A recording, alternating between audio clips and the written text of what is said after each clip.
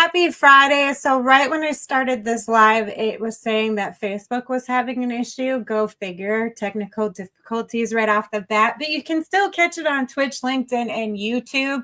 And there will always be a recording after this. So if you can't join the live, please subscribe to Mavens of Manufacturing YouTube, and you can catch all of the episodes, past, present, and future. Yes, I still need to update my Spotify, so eventually it will be on the audio as too, but I'm just a team of one and things happen. So thank you to everyone who is joining. Feel free to drop comments or questions in the comment section. I don't like being the only one talking or asking questions, so I highly encourage you to join in on the conversation and ask questions. Today is episode 199. Which is crazy to me. I'm one episode away from 200. And before we get started and before I introduce our guest, I do want to shout out the FTC robotics team, Turtle Tech, that I mentor in Beloit, Wisconsin. They had a fantastic year this year, which exceeded all of their expectations. They advanced to the final level of FTC competition by earning a trip to a premier event, which is brand new for them this year. So unfortunately, what happened is they didn't prep for it and raise any money for it. So what I'm trying to do is actually get some money raised for them. And I'm going to bring up the team right there. That QR code, what you can do is scan the QR code. And I have over 12,000 followers on LinkedIn. So if you all just scan that QR code and donate $1, they're going to surpass the budget that they need for $10,000 by April 25th. So what do those costs cover? They actually cover their travel. It covers their hotels. It covers the food. It covers anything that they need to prep for this competition. And the thing is that they have leftover, they actually apply it to next season. So if you guys can just scan that QR code and donate it, I would greatly appreciate it. You can also send checks to, and I'll pull up this information later on. Blue Stream Robotics is their sponsor that they go through. There's their address. There's their EIN number. If you want to check their legitimacy, you can send checks to that. And anyone that donates, if you comment on this episode that you donated, I'll pick a random winner and send you some cool Mavens merch. So this is how serious I am about this team. I'll share some more information at the end of this episode about them, but they went to IMTS last year, and they actually took in consideration all of the conversations that they had at IMTS, and they incorporated it into their robot this season, and that actually helped them win some of the things that they were trying to win. So thank you to all of those who have helped this team out. I really appreciate it. As you can tell, I'm representing them today. But today, let's get started with Jess Kent-Johnson. Hello, Jess. How are you doing? Hey, I am so excited to be here. Thanks, Megan. Yes, thanks for joining me today. So just, let's start the conversation off. Who is Jess and what is the Perk? Because that's the company you work for. That's right. So yes, I am a leadership coach and certified culture consultant. I work with the Perk, and we are a premier culture building studio. We're all about the experience, and we really help people live the culture that they want in a way that pushes their vision and mission forward for their organization, whether that's individually as individual leaders, as well as with a full team. So I'm based in Madison, Wisconsin, and I'm really, it's really my favorite place to be. You're really close to me. I'm only 45 minutes away from Madison. I actually used to work there. So I love Madison. It's such a good vibe, and there's a lot of great food there and great cultural things. So let's dive into that word. When you hear someone say culture, what's the first thing that comes to your mind? I really think about behaviors. It's really, culture sounds really nebulous, but it's the things that we all do as a team every day that build how we work together, more than just like what's on the wall, what's written on our website. It's how we interact together, whether it's formally written down or not. It's definitely a vibe for sure. Mm-hmm. But why do you think so many manufacturing leaders still treat culture like a side dish instead of the main course? I think it's, well, for one, it is something that has been really easy to measure when we look at product output or quality or some of these other measurable success metrics. But with culture, it's a newer concept in the last 30, 40 years. And even leaders who've been managing teams for a really long time haven't always been formally trained. They're not aware of the impact that intentional culture building can have. And so they're just not familiar with how to build it, how to measure it, and the impact that it can have on the bottom line, on product output, on safety and quality, and all of that. Yeah, I think the old school way of thinking was like run your shops with fear and like this auth I'm not going to be able to say the word correctly, but just run your shop with fear and then micromanage some of your employees, which is really a Debbie Downer in some of these work environments. And I've worked with companies where, you know, the leadership was not good and everything else below that sort of crumbled. And if you don't have that sense of autonomy and you're not trusted by leadership, it can be really hard to have a thriving shop floor or facility environment. So through your experience with the perk, what are some of the real signs of a thriving culture on a shop floor? Like, what have you seen or picked up on? Yeah, ultimately, it's how much trust the team has in each other. And that can sound a little bit, cloudy, but trust is really, how do people communicate? How do they open up and, admit to making mistakes and use them as a learning opportunity? How quickly can they solve problems? Do they have to do it solo? Or is it something where they can pull in the brightest minds, get resourceful, get creative, reduce friction, all of those things that are on a day-to-day basis? So, what are some of the things that the perk has to offer to really help nurture some of those things where trust is, you know, nurtured and it continues to grow and then teams become more collaborative? Like, what are some of the things that you guys do to really help companies Yeah, start nurturing these important things with a positive culture? yeah, absolutely. We do a lot of different things, everything from workshops and team building. The thing that comes to mind for me is we have this program called Clear. And it's really the core leadership behaviors that you can do and build into, whether that's your daily standard work or you're managing people and you're doing leadership standard work. And so CLEAR is an acronym, and it stands for curiosity, listening, expectations, which is all about how do you set high expectations and then also hold people accountable to that. The A is for and, or yes and, which is all about how do we welcome ideas and build off of those ideas and be innovative. And recognition, how do we help people know the impact they're making and feel good about, how they're driving the mission forward. So, are you helping with people who have recently been promoted, or are you helping with current leadership, or is it kind of a mixture of both? Yeah, it's a mixture of both. We work with everyone from, sometimes it's individual contributors, folks that aren't managing people yet, but really have a vision for growing their career. Sometimes it's new managers who it's the first time that they've ever been in charge of getting things accomplished through somebody else, other than just being an amazing, quality assurance lead, for example. And then sometimes it's executives and senior leaders. I saw a statistic recently, actually, which is really interesting, that a lot of times the first time people are managing people is maybe they're average 26 years old. And the time that it takes before they have formal training in how to do that is 46 years old.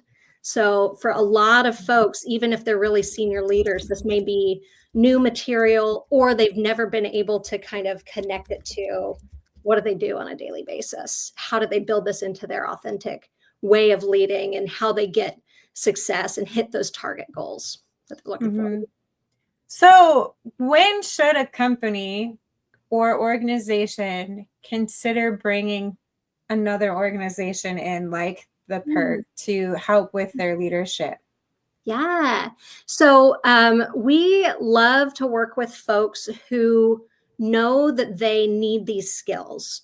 that they already, it's especially if they know that, maybe they're an HR team of one, or they want to be able to help curate a program, but they want somebody who's done it a lot and can bring a lot of energy. Um, we kind of jokingly say, we know leadership development can be complex, but it doesn't have to suck. And so our brand, if you look at our website, you'll see we use a lot of confetti. And that's intentional because we learn the most when we're playful, when it doesn't have to be too stiff. And also it's not frivolous. It's something that you can use right away the next day out on the shop when you're making your rounds, you're on your Gemba walk or whatever. So can you give us, and I know that I don't want you to give too much away because the purpose of some of this show is to really help you guys get connected with potential clients and bring business in. But can you give us like a sneak peek or a teaser of something that you can do with a facility that makes that whole leadership training a lot of fun and confetti in the air? Yeah. So one large group that we work with sends new managers and experienced managers through a cohort. And so they'll find 8 to 10 folks that they want to learn some of these basic skills. And so we'll come together on site with them. They're from all different roles, departments, on the floor, could be EHS, quality, all of the above. And so what they do is when we come together in person, they're getting to meet other people in different roles. So it's helping build their community. And one of the things we hear from folks is, oh, I had no idea. Their role is totally different, or where they on the product line is different, but we are all dealing with kind of the same questions and problems when it comes to how do I get my team to do something? Or if I'm an individual contributor, how do I just make the culture better from where I am, even if I'm not the one pushing processes and policies down from above? So we'll bring everybody together. We have lots of activities and practice. And so we'll teach these skills that seem maybe straightforward, but then we'll really practice and have them bring in their real world examples so they can get the nerves out, the jitters out.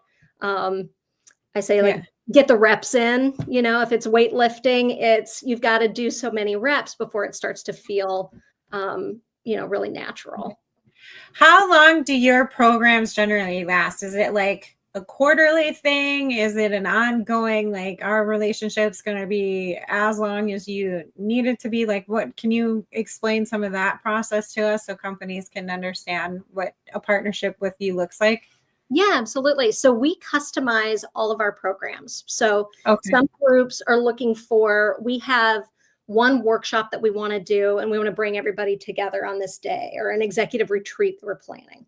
And then we have others that say, we really want to send people through something really comprehensive. And so maybe it's 6 months, 12 months. We can provide one-to-one coaching as well to help people work through real world scenarios. So yeah, you can start small in bite-sized chunks with one team thing, or you can do, kind of a 6 week or 6 week, 6 month, 12 month, you name it. We really work alongside folks to figure out what fits for their shop. One of the things that I've been having a lot of conversations around is, one of my main missions is to get more women into engineering and manufacturing, because right now we only represent 33% and everybody's like, oh, well, that's a good number. Well, for me, it's not good enough. I'm highly competitive and I want it either equal or more than what it's at. And when it comes to leadership roles, at the mid-level, we're seeing about 1 in 4 women in leadership roles. And then with the C-suite, I can't remember the statistics. It's like 20 or 30%. I might be way off, but I'm going to have to correct that statistic, but it's not half. And my goal is to get more women in leadership roles at the C-suite level. And one of the conversations that I had with a woman, and it was very interesting because something she said, she was like, recruiting women is a lot different than retaining them. And she said, when you get to recruiting women, yeah, that can be easy, but retaining them can be a little bit more difficult. And then getting them in some of these leadership roles, we tend to lose some women when they get promoted internally. So one of the questions I had for you is what makes promoting from the floor such a powerful move for culture building? But I also want to take it a step further and talk about when you're promoting women specifically into some of these leadership roles, are there any insights that the PERC can provide companies on how to really retain them and support them once they get into those leadership roles? So it's a two-part question. So first one, what makes promoting from the floor such a powerful move for culture building for a company? Let's answer that one first. Yeah, absolutely. So, I mean, in addition to retaining the technical knowledge and the on the line experiential knowledge, what we really see is that it also, there's this baseline of empathy so that there's not such a gap between the folks who are in management positions and the folks that are out there, on the line. And empathy, there's been a lot of research, especially in the last several years, that empathy is actually one of the biggest, most sought after leadership needs when folks are looking to move into management or move up in the leadership chain. And so, with that lens of, especially with women who are moving into leadership, the more we can empower them to say, this is a strength. I personally think a lot of women are very empathetic naturally. And so how do we boost that and help them see that this plus their expertise, on the floor makes them exactly the right person for that leadership? Why is empathy so important for leadership to have? And are you equating empathy with emotional intelligence?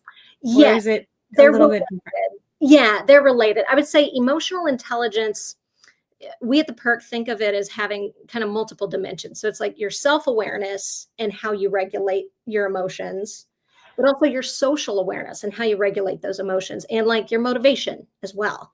And so when you have empathy, not only can you understand, oh, I feel, or I can imagine what this other person feels, but you can also regulate. And now what do I want to do with that information? How do I want to help them, support them, hold them accountable, all of those.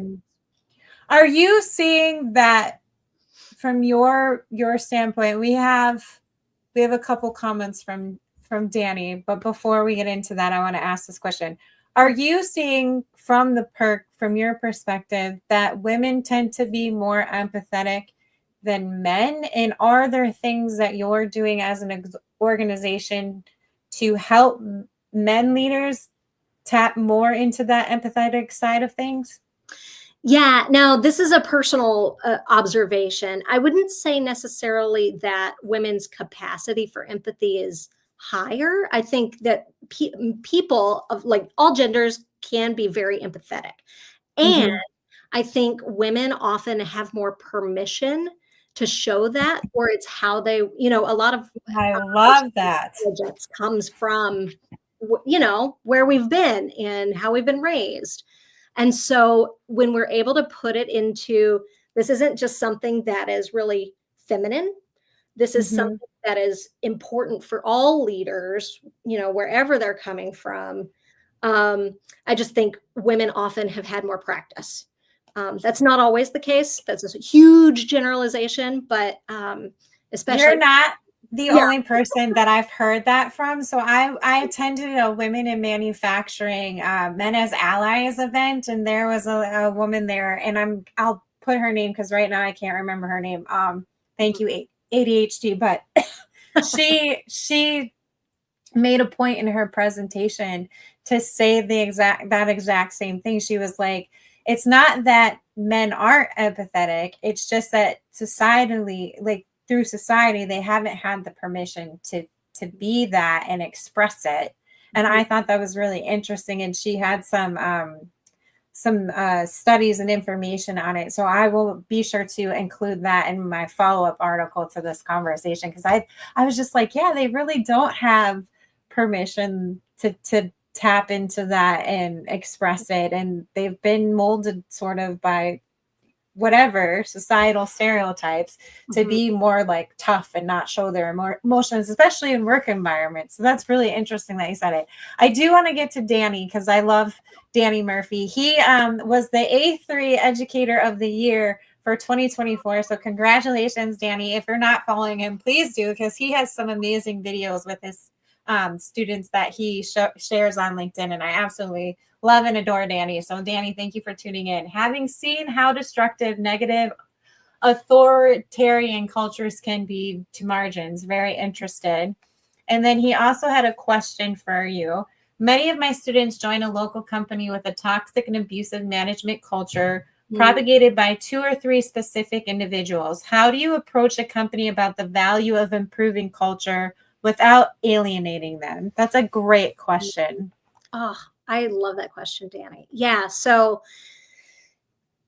one of the things that we talk about when we talk about culture is that there's this perception that it is only pushed down from the top, and that you have to work within the constraints that senior leadership is pushing down. But what we actually know is that culture is really organic, and it happens anytime there are 2 or more people together. And so even if you are not in a senior leadership role, you can positively impact the culture from where you are. And some ways that you can do that first yourself and, lead by example are being intentional about, how do I want to impact this culture? Maybe that's the first question you think about, which is, if I see that we're having problems on this line and we've got this conflict between folks that are trying to resolve the same issue, how do I step in and say, hey, remember, we are all going for the same thing. We want to succeed. We want to have this product output be amazing. We want our quality metrics to be fantastic, and we want everybody to be safe. So that can be a powerful voice from where you are, right where you are. And then the other piece that I heard from Danny was, how do we broach that subject with the leadership, which can feel really daunting. And I like to lead with questions because it usually brings the defensiveness down. And so if you just get curious with them and say, what would a successful culture for us that got things done look like from your perspective, leader? And then, I'm seeing some opportunities where we could reduce that friction or that waste, emotional waste, if you will, if we were to do these things. How would you feel about that? And start a conversation. And it takes courage, because that's not a question a lot of leaders often get. And also, if you're really, that they are very authoritarian or hierarchical, asking a question can be a little bit of an open door to just say, hey, I'm curious. How do you think? What do you think about this? And so acknowledging that it is hard, and it may be, you can also enlist other colleagues or people who care about this, to start a conversation, and you can gain a little traction that way. I love that you're asking too, how do you feel about this? Because it really, I just learned this the other day through one of my therapy sessions. But like, when you are so emotional and wrapped up in your emotions, it's really hard for any of us to think straight. Like, you can't really come up with logical, like, answers or solutions if you are tuned into your emotions. So like, how can you step outside of those emotions? Maybe it's walking away and taking a break. I went through this coaching session last year where she's like, go outside and look for something red, and then just focus on that red and get control of your breathing and bring that in. So the other thing I'm going to mention is Crucial Conversations. That book is amazing, and it really helps you develop strategies on how to step outside of what your emotions are and ask questions. Okay, well, maybe this person is having a bad day and that's why they're reacting the way that they are. But if you can open that conversations by leading with questions, I think that's a great strategy to practice. It is hard. So keep practicing it and get to that point. So that I love that Yeah, tip. for sure. Can you share a moment where you saw someone rise up and lead because someone believed in them, and maybe Yeah. uh, apply it to that kind of situation where it is, kind of a little intimidating because you're going against that current. Well, I shouldn't say going against, but you're up against that leadership, that type of leadership. Yeah, absolutely. So I'll just precursor this with, we often talk about this CTA framework, which is the idea that at any given time, when you're a leader, you're either acting, you're training someone, or you're coaching somebody. And a lot of times when we've been promoted into a management position or supervisory position in some way, it's because we were awesome at doing the thing, doing the task. And so it feels really hard to then be like, oh, I have to get results through someone else whose actions I can't like I can influence, but I can't directly control.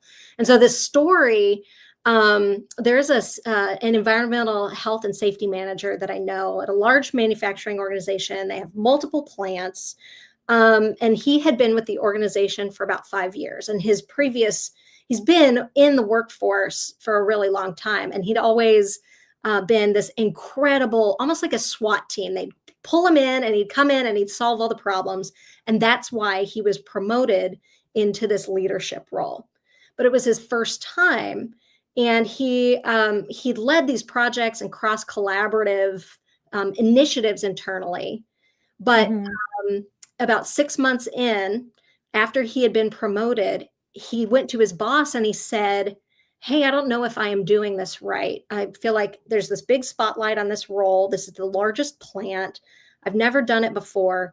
And really, his boss was the one that said, "Hey, I picked you because you are resourceful. You're really brilliant. And even though you don't have formal training, you know how to connect with people. The people around you see this about you." Mm-hmm. And so through that conversation, he was like, okay, interesting. Maybe there is something here that I can learn.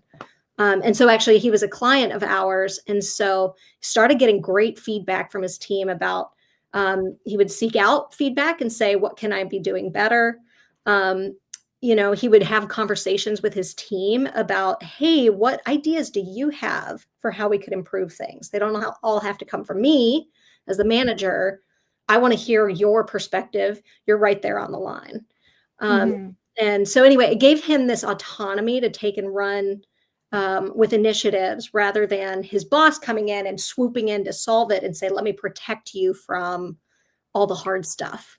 Actually, Yeah. his boss was like, here, I believe in you. You can do this hard stuff. And it was like, okay, that's what I needed to hear. And then Mm-hmm. go and own it. I think feedback is so important, especially for anyone that's getting promoted into a new position. But I think there is some disconnect in terms of an individual who might be getting promoted. So that same event that I went to for WIM, Mm, um, the Men as Allies, one of their keynote speakers was Montez King, and his keynote was so amazing. And that man is such a genius. And if you're not following him, follow him. But one of the stories that he brought up was there was a woman that was working with him, and she was amazing and she was doing all of the things, and he had complete confidence that she could take on this new role that was coming up. And he advocated for her to get into this role. And then what ended up happening is after she took on this role, even with hesitation, because she didn't want to take it initially, but he like convinced her to take it, she eventually quit manufacturing altogether because she just felt like she didn't belong, and mm, she wasn't made to feel like she belonged. And there was some issues with uh, after she took on this role. I don't know if there was like trust between her and the team that needed to report to her, but Montez left questioning, okay, what could I have done instead of Yeah. to turn not to just be an advocate for her, but her ally.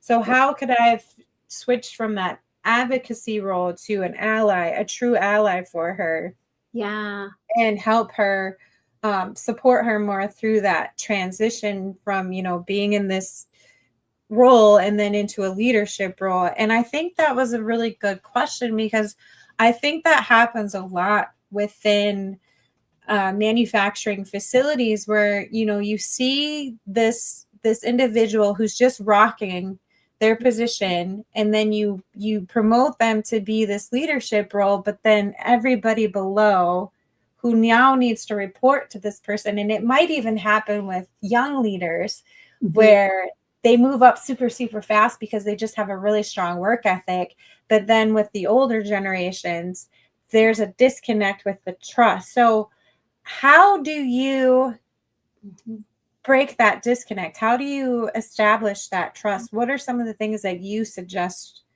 to Yeah. these teams, so that anybody being promoted can really, get that trust with their team that they're leading, that might fade because they got promoted and maybe someone's a little jealous or something? I don't know. Like, how do you break down those types of barriers? Yeah, absolutely. So a couple of things. I think there's this idea that, oh, well, this person's been put in this senior role, so they must have all the answers and they must be perfect. And there's an unspoken expectation with senior leadership that, well, they, why would I tell them what to do? Or they should figure it out. And that's actually really lonely. And it's also not true. We're all humans, even if we are in those roles. And so when you are the person that is kind of getting into these roles, building trust has a lot to do with how are you connecting with the people that you are managing? Can you invite their perspectives? Can you set the expectations in a clear way that says, hey, this, and here's why this is important. I'm not just telling you we need to up this number by 30%, but if we do this, it's a huge opportunity for our organization, and you'll be impacting however many lives with the product that we roll out. So it's how do you connect in with people, listen to them, hear their voices, and then also establishing credibility. People are really looking for consistency.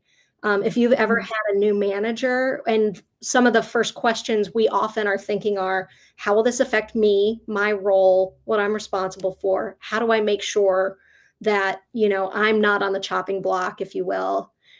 So people are really focused on their own situations. And so if you know that as a manager and you can invite them and build a relationship with them, that can be really powerful to then say, okay, and now, maybe there's this hard thing we have to accomplish as a team, but I can tell you why we're doing it. I can ask you, what do you need to feel supported? And then I can use my leverage or my influence to get you that support, provide you that coaching, whatever it is.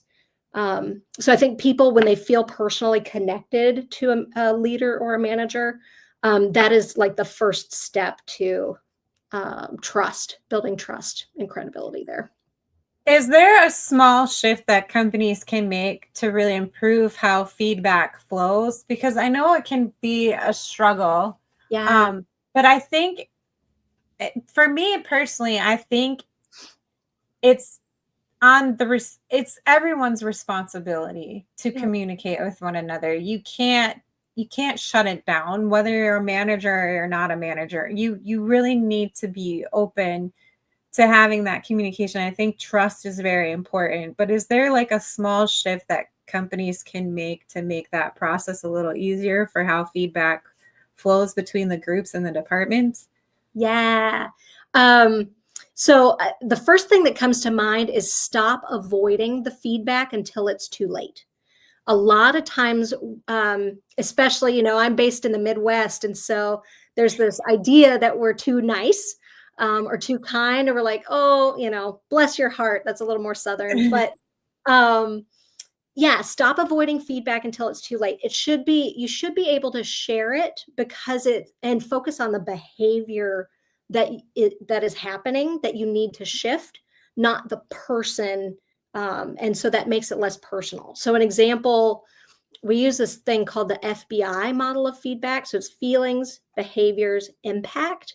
And so, let's say that, someone is accidentally contributing to this unplanned downtime. Maybe they're doing something unsafe, right? And there's this risk that if you do this, not only will we get dinged for it, but potentially somebody could get hurt. Right. I might deliver that feedback. First of all, it's got to happen quick because otherwise the risk just, multiplies. And then the other thing is I start with the behavior. When you, skip this step or take this shortcut, it makes me nervous for you and also the team.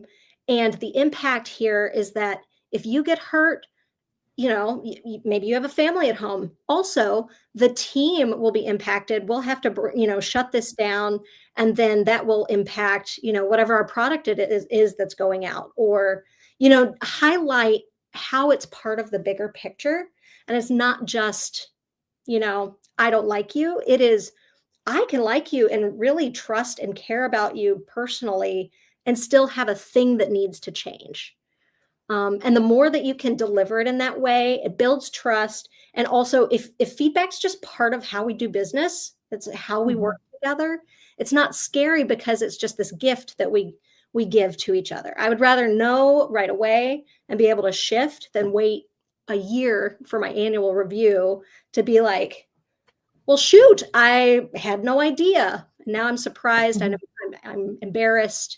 Now it feels, bad. Yeah.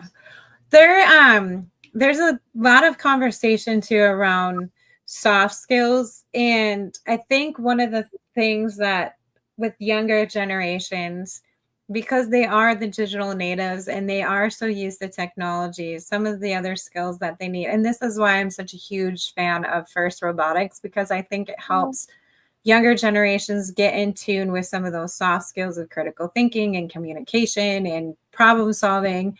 But where are you seeing them be really critical in manufacturing now when it comes to developing these teams that are collaborative and more productive? Where are you seeing that? Yeah. I love this question. I also want to share a fun fact. I learned recently that the term soft skills was actually invented by the military, because they were starting to research what made certain military leaders effective in like the 1960s, 1970s. And so what they identified was the difference was human skills, how they're related to non-technical, interpersonal, and leadership related skills. And so it was just as important as technical training. And so that's where we get this idea of like soft skills, but that was just the term that they used to describe those things. And so these are critical in manufacturing, especially because people are the biggest variable on the shop floor. You can have the best process, but ultimately, if people are the ones running and providing oversight over that process, we're complex. What motivates us or keeps us coming back or helps us keep from forgetting something that's important really varies from person to person. So we want a team that communicates smoothly or can adapt with the changes. I know, market changes, supply chain challenges, or a team that you can trust, then human skills are really the way to build their motivation, to bring them hope when times are really tough, increase their engagement, help them learn from mistakes, all that. Keep productivity high. I think that's a really good point that you bring up too, because if we don't start investing in this emotional intelligence and help leaders develop these soft skills, even like future leaders that are coming up the ladder, one of the things that I got really irritated about when those dock strikes happened, they were really concerned about automation taking their jobs away. And some of the comments on LinkedIn were like, well, don't they know like this is going to be a huge advantage for them and benefits, and they should just go get training and they should do this and they should do that. And it's like not every generation that's in the workforce right now understands that, because no one took the time to sit them down and educate them Yes. on what automation and some of these advanced technologies are. And no offense to the current or younger generations, but the people that are within their 50s to 60s or even 50s to 70s, because yes, there are some people that are still working in their 70s. If they've been doing that type of labor for the last 20 to 30 years, they don't want to learn a new skill. Their whole purpose of having a job is to either support themselves or their families. Like that was their drive to doing some of these hard tasks that are now being automated to make life easier. And if we're not having those intimate conversations and educating them about why things are going the way that they are, why are they going to care about it if we don't take the time? So I think that's interesting point that I think we need to start having those intimate conversations, because for a while we were just like, no, people are a number and they're helping our profitability. I'm starting to see the shift back to like, oh, bring the human back to manufacturing, which is refreshing, but Yeah. I think we can do better. I don't know. Is there anything that the perk is doing on that side of things to really bring the human back into some of these more technical facilities that are popping up? Yeah, absolutely. So, especially for groups that are using lean, we've been having a lot of conversations with clients too who use lean methodologies, and that's a conversation in the lean community too about we've really focused on the process so much, but there are pieces where it's either getting stale or it's not as effective as usual, because we're forgetting the human component. And so that's where we've been working with groups to really say, okay, we teach these skills, and that's fantastic. It's good to know a concept, but how do I work this into my daily, day-to-day tasks? How do I add it to that daily standard work? How do I make sure that I'm actually doing these things in a way that is specific to my role, my team, the product or the plant that we're at? And so, yeah, so that's really where we focus is how do we make this tangible and actionable? And also, how do we help people remember that they are creative, even if you do an iterative job and you're really good at doing that thing, you're still brilliant. And if there's a breakdown somewhere, you might be the exact person who can understand the process because you've been doing it for 40 years. So we really try to connect them back to that so creativity and innovation as well. How are you helping? So there are leaders out there who are crushing it and they're carrying the culture, and some of the best leaders out there, like, I'm not the smartest person in the room. That's why I'm hiring all the other people, because they are smart and they know how to delegate tasks and they know how to have conversations with the people that they're working with.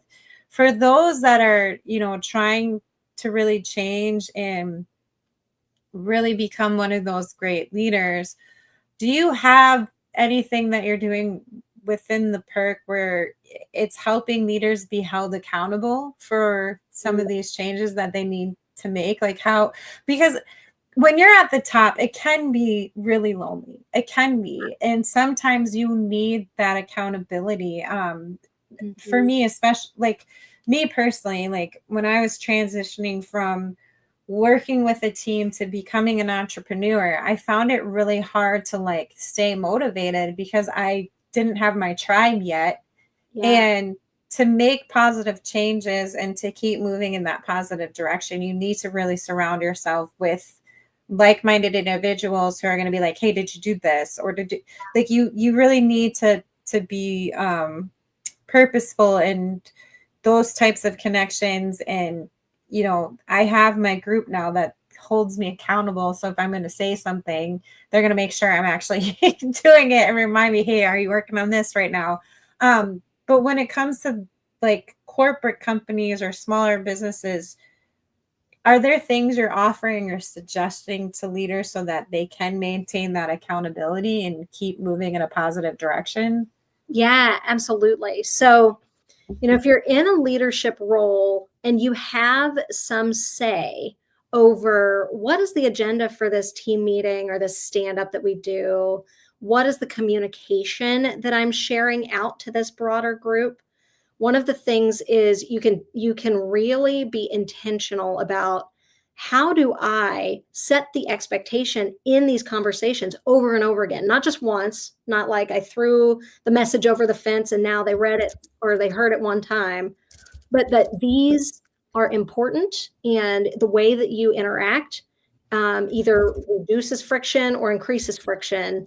And if you are increasing friction, that is not what success looks like here. So you have Mhm. a little bit more guidance or control over that. But if you are in a role where you're in the middle, or you're an individual contributor, you don't manage people, we've heard, a lot of times people will hear the terms managing up, but what we really say is that you can still build a relationship from where you are up to your boss. And when I say building a relationship, it's really, how are you building trust with your boss so that you can then bring them feedback if you have it in a way that they hear and they go, oh, that's a great idea. And so there's a point where the individual employee can help seek feedback for yourself, ask them to put it into that FBI model, ask some of those really curious questions. And Mhm. so it takes a lot of courage. Be courageous and provide feedback to your manager. And it doesn't have to be painful or mean. You can, I'll think of a couple of other questions I might say, which was like, what would success look like from your perspective? What's one thing I can do to help build trust with you? Um, Mhm. what's something that people do that breaks your trust? I want to avoid those. Um, Gosh. yeah. How do you want me to share ideas or feedback? And so that's by starting that conversation, asking those questions, you can start to hold leadership accountable as well that way. So these last few questions are going to be like rapid fire and fun bonus questions. But with dealing with leadership, like there are so many books out there right now to Mm, help build your leadership skills. Do you have any favorite one that you would like to recommend to our audience today that you can think of from the top of your head? yeah. I know I have a bookshelf behind me. I would say No Ego by Cy Wakeman really has my attention. It's all about, how do you inspire or empower folks, and how do you help them be accountable for being solutions oriented and eliminating waste or eliminating emotional waste. You're the second person that has mentioned that book to me in the last week, so now I have to buy the book. I'm like determining which books to buy based off of the referrals that I get within a certain amount of time. So one of the other ones I have to get is Let Them, because Oh, 5 people referred that to me within like 2 days, and I'm like, "Well, now I gotta go buy this book because so many people are referring it." yes. Um, so No Ego, I have to get that now. Your favorite feedback moment you've ever received? Oh, this one was a little bit earlier in my career, but I am a chatty person. And I had someone that pulled me aside. I was supposed to be putting a big presentation together in front of some big wigs, some important executives. And they were like, you need to adapt your style. You need to shorten it down. They're going to have 15 minutes. So do your research. I know what you want to say, but you've got to make it this big. Don't expect that they're going to have a 30-minute conversation. And that was the best feedback I ever got, because I would have just gone in and had no idea. And so, Mhm. unless they had been courageous and just told me that, who knows how many conversations with senior leadership I would have botched. Just being like, "Hey guys, how you feel today?" and not having my thoughts in a succinct manner that they could really take the time they needed and then make a decision and move on. That's so hard to do, especially if you're a storyteller, because I'm a chatty Cathy too, and I received that same feedback, and I was just like, it's so hard though. Like I want to be so personable, but Yeah. if you're talking to leadership, they have very limited time because they have all these other decisions that they have to make. So it's just really respectable to be mindful of the time that they take with you because they don't have a lot of it. Do you have a power anthem that you need to show up strong? Oh, recently it has been this Beyonce song, Freedom. I don't know if somebody else also said that. Kendrick Lamar. I love that song. That's one of my jogging songs. Yeah, Freedom. We could break this, James. It's so good. It's such a good song. Underrated leadership skill you wish more people valued. Vulnerability. Yes, I love that. Yeah. I feel like leaders are afraid to be vulnerable sometimes because they don't want to be viewed as weak. But Yes.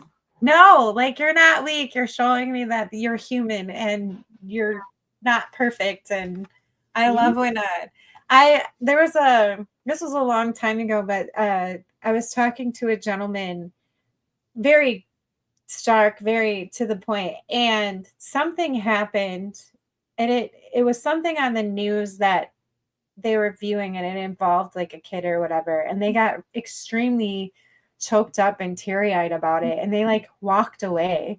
And Mm, I was like, no, no, no, let's discuss it. And yeah. he was like, I'm sorry, I just feel so embarrassed. I'm like, you shouldn't be embarrassed. Like, it's good to see that you have a heart and a soul, because I was worried that you were just one of those people that didn't care about humanity. And now that I see this, I respect you so much more. So Yeah, it's very, I respect people that can show their emotions when something that traumatic happens, and for like sure. it's just good to see that. So Yeah. well, Jess, this has been a lot of fun, and I really appreciate all the time that you took to sit down with me and chat with me here on Mavens of Manufacturing. But I do want to give you a chance to ask our audience a question. So if you had a big ask for our audience, what would that ask be? Ooh, well, I would say come join me April 24th. We're doing a free webinar on building resilience in times of transformation, which is all about, we know there's a lot of challenging stuff going on in work, outside of work. And we'll talk about what you can do to help make it through some of those in a sustainable way. So I love that. come join me. I'd love to continue the conversation. Yes, awesome. Well, Jess, thank you so much again for tuning in. To all those who commented, thank you, Danny Murphy. Great seeing you. I'm super excited for all the stuff that you're sharing on LinkedIn. You know how passionate I am about your work bringing in kids to engineering and manufacturing. I have to shout out Turtle Tech again. Please follow them on LinkedIn. They are trying to raise $10,000 right now before April 30th so that they can go to a premier event. These kids work their asses off, and I'm just so super proud of them. So if you can donate at least $1 to their cause, I would really appreciate it. If you can comment in this post that comes up afterwards that you donated, I will pick someone randomly and I will send you a Maven's Care package, because this is how much I want these kids to succeed.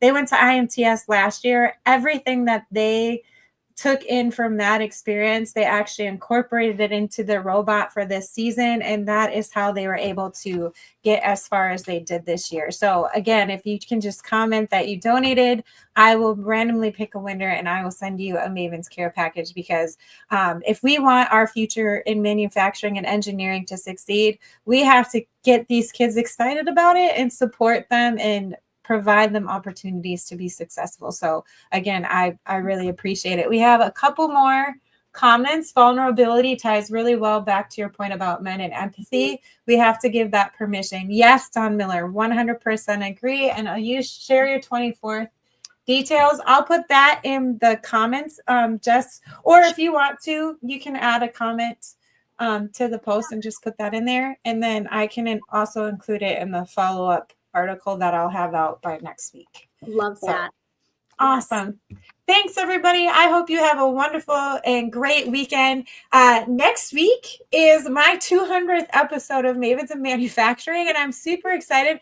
Everybody's been asking, are you going to do anything special? Well, yeah, I have another amazing guest. Her name is Emily Haverin. She is the Director of Operations and Business Development of GD&T Basics. What the hell is that? Well, it stands for Geometric Dimensioning and Tolerancing. And Emily and her team are very excited because they're taking that complexity and actually making it easier with some of the things that they're offering. So I hope you can tune in next week on Friday at 11:30 Central. Thanks again, everybody, for tuning in. I hope you have a great weekend, and I'll see you next week. Bye. This episode of Mavens has been sponsored by Fresh Horizons Group. Fresh Horizons Group is a family-run company that was founded on the premise of helping organizations and businesses better tell their story through high-quality branded apparel and promotional items. Freshen up your brand by contacting Fresh Horizons today at freshhorizonsgroup.com.